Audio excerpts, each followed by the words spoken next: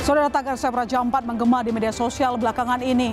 Warga marah khawatir Raja Ampat yang dikenal sebagai surga terakhir di bumi rusak oleh pertambangan nikel. Presiden Prabowo pun hari ini merespons, memutuskan mencabut izin usaha pertambangan 4 perusahaan yang mengantongi izin usaha pertambangan di Raja Ampat di luar anak perusahaan Antam PT Gag Nikel.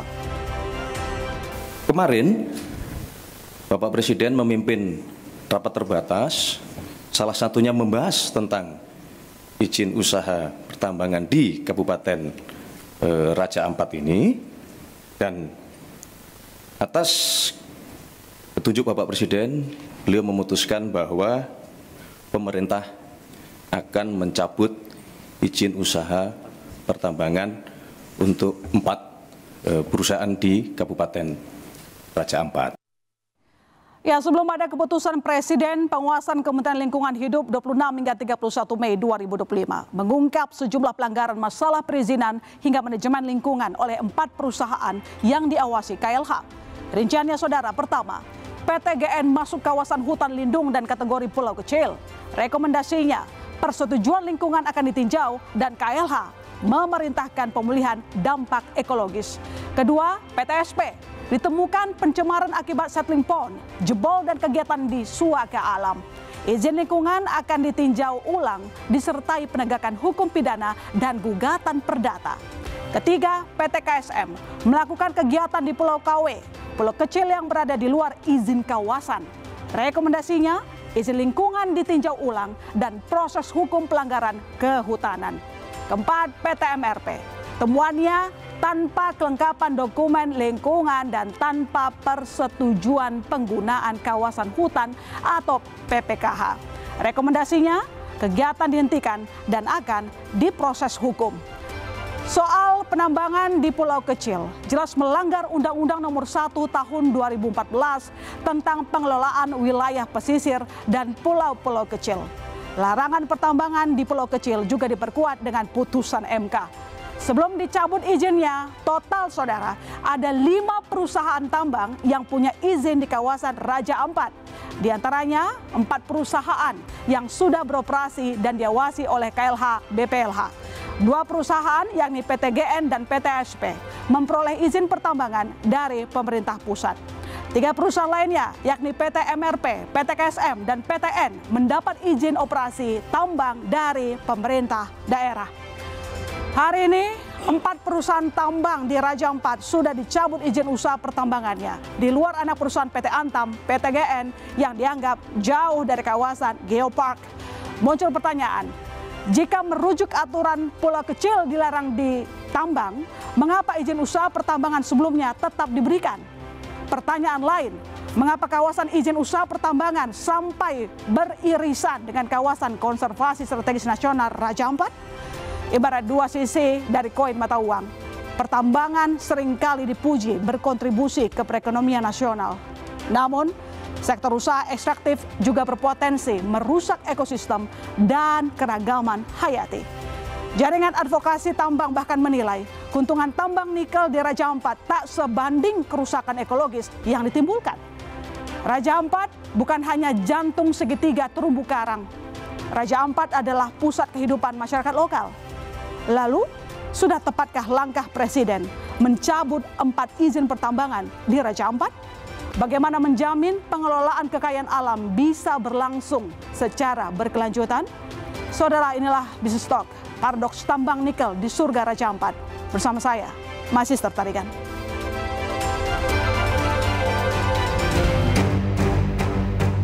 Semua demi nikel untuk menggerakkan mobil listrik. Katanya ini kemajuan. Tapi kemajuan untuk siapa? Ini bukan sekedar kegagalan kebijakan. It's a failure of conscience. Kegagalan hati nurani. Buat saya, tanah Papua bukan ladang eksploitasi, tapi tanah kehidupan. Tolong ditinjau kembali kebijakan untuk pengolahan nikel di Papua. Pertambangan yang terjadi di Raja Ampat itu adalah hal yang sangat keterlaluan. Apalagi itu punya potensi untuk pencemaran lingkungan. Aktivis dan selebritas ramai-ramai menggaungkan tagar Safe Raja Ampat menolak tambang nikel di Raja Ampat, Papua Barat Daya. Kunjungan Menteri SDM Bahlil Lahadalia untuk mengecek lokasi pertambangan PT GAC Nikel di Raja Ampat pun tak luput dari demonstrasi aktivis.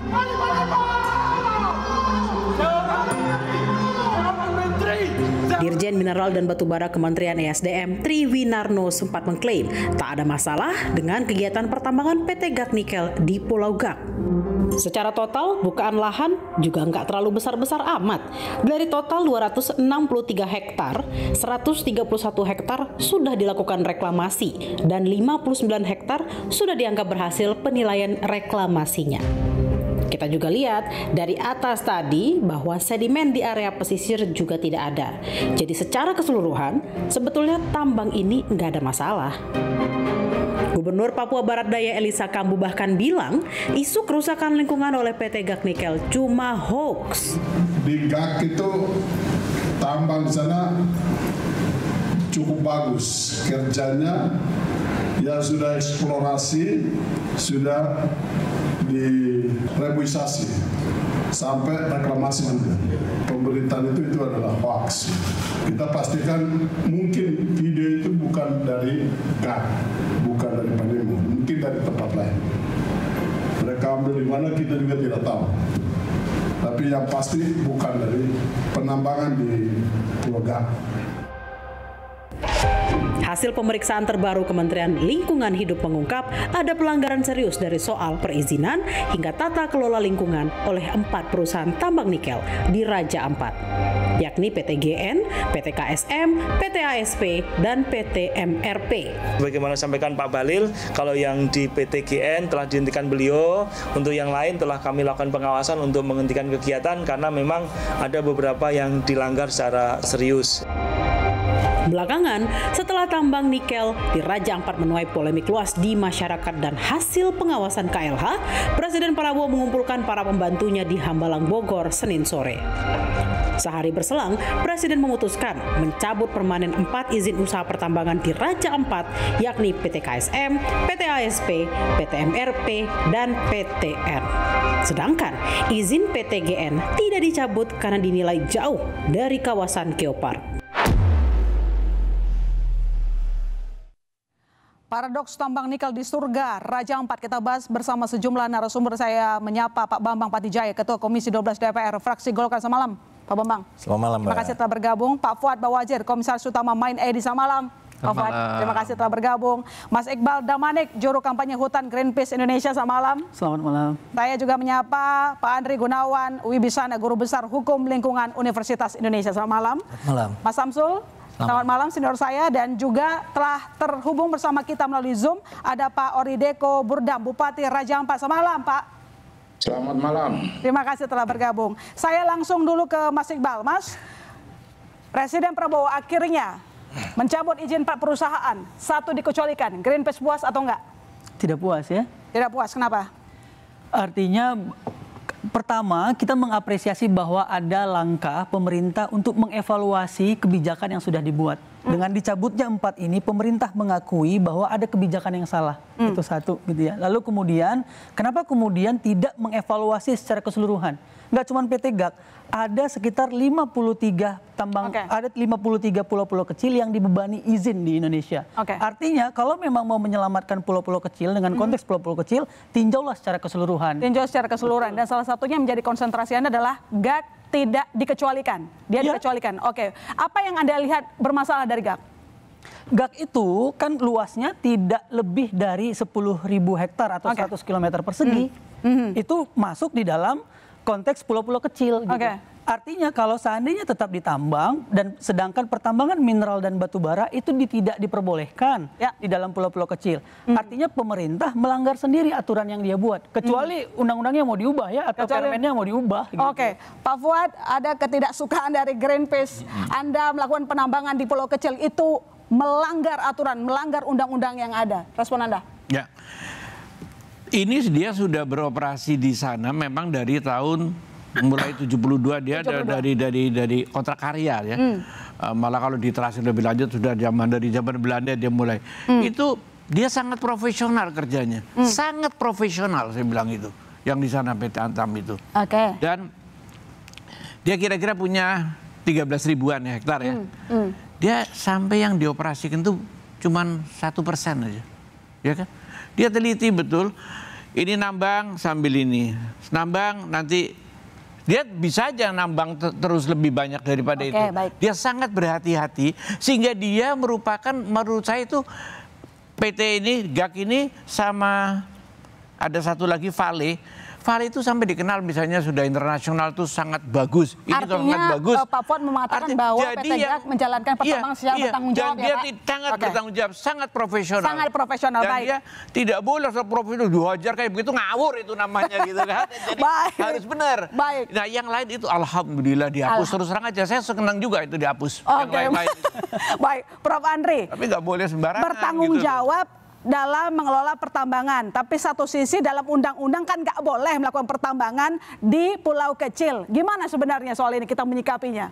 Iya. Boleh nggak kira-kira boleh asal bertanggung jawab ya nggak apa-apa langgar undang-undang. Sebenarnya kita bisa merujuk beberapa ini ya, ada satu undang-undang, satu putusan MK dan satu peraturan menteri ya, KKP. Di undang-undangnya sendiri dikatakan, undang-undang sendiri sebenarnya bersyarat ya menurut saya, pasal 35 itu tidak absolut dilarangnya.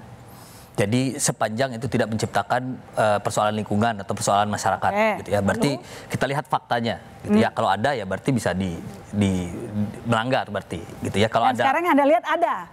Harusnya bisa dikaji ulang sama pemerintah atau gimana? Kan pemerintah memang mau berencana untuk mengkaji ulang kan, termasuk yang salah satunya untuk PT GAK ini kan kalau di slide yang saya peroleh ada evaluasi karena dia menambang di pulau-pulau kecil. Jadi nah yang kedua MK yang sebenarnya perlu kita perhatikan, MK yang putusan yang 35 putusan Mahkamah Konstitusi yang tahun 2023 itu di situ jelas dikatakan. Jadi kalau seandainya nih untuk pulau kecil ya, kalau seandainya kita dihadapkan pada kepentingan ekonomi dan versus kepentingan lingkungan, maka kita harus memprioritaskan kepentingan lingkungan. Kepentingan lingkungan di atas kepentingan ekonomi. Ya, nanti saya sambung lagi ke Anda, Prof. Saya ke Pak Bupati. Pak, ada 4 izin tambang dicabut. 3 diantaranya izinnya dikeluarkan oleh Pemda. Lalu sekarang izin yang diberikan oleh Pemda tadi dicabut oleh pemerintah. Artinya Anda gimana soal ini? Anda setuju atau enggak? Atau merasa tersakiti, Pak? Baik, saya terima kasih pada hari ini keputusan pemerintah telah diambil untuk memutuskan 3 izin yang dikeluarkan oleh pemerintah daerah, oleh bupati kami sebelumnya. Ya itu juga kami berterima kasih untuk ditinjau kembali karena mengingat daerah Raja Ampat ini kebanyakannya daerah lingkungan dan daerah wisata dan pulau-pulau kecil itu juga. Di situ ada spot-spot wisata di situ, sehingga ini bisa ditinjau kembali. Saya terima kasih juga.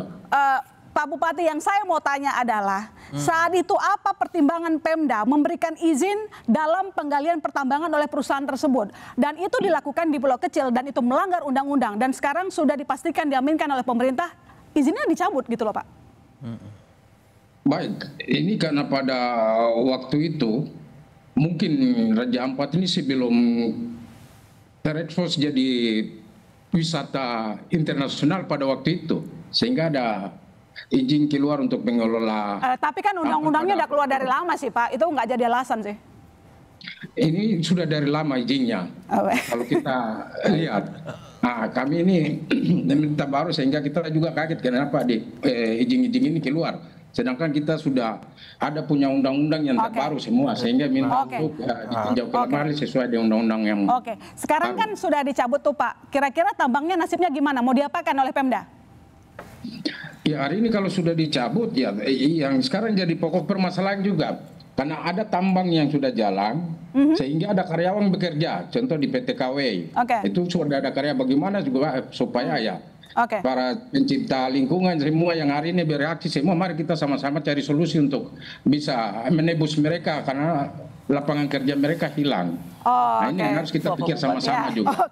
Baik, nanti saya ke Anda lagi Pak. Saya ke Pak Bambang. Pak Bambang, yang terjadi sekarang adalah eksekutif, legislatif tampaknya selalu bereaksi nunggu viral dulu. Benar demikian? Jangan dijawab dulu, kami segera kembali saudara.